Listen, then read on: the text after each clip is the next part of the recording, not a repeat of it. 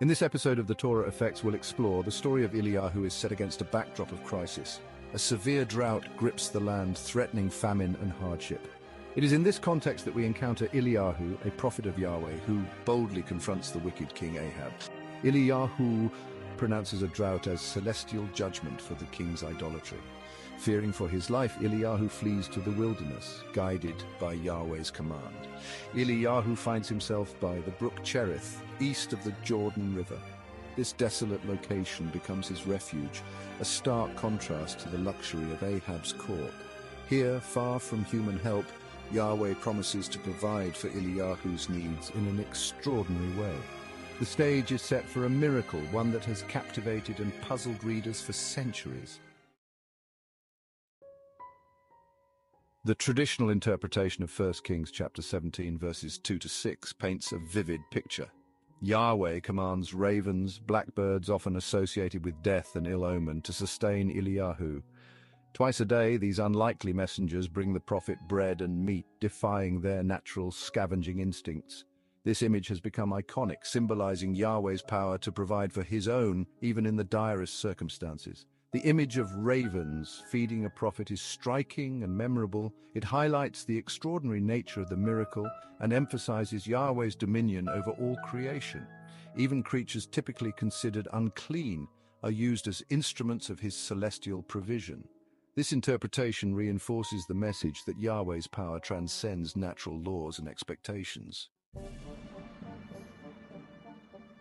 While the image of ravens feeding Yli'Yahu is deeply ingrained, some more in-depth analysis of the texts propose an alternative interpretation.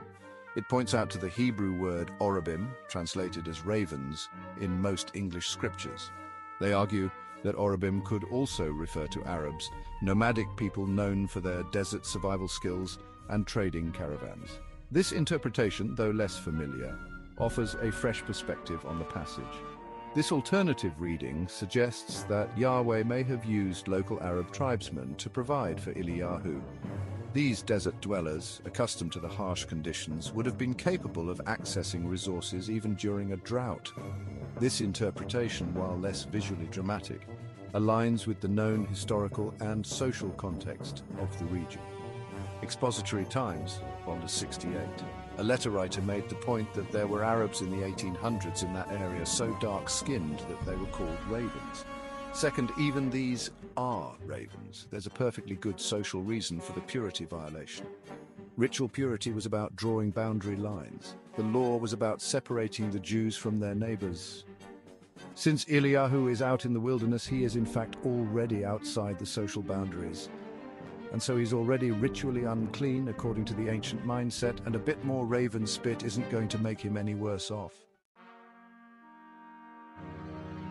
Supporting the Arabs' interpretation is the location of the brook Cherith. Though its exact location is debated, it is generally placed east of the Jordan River, near trade routes frequented by Arab caravans. These caravans, transporting goods and supplies, would have been a common sight in the region.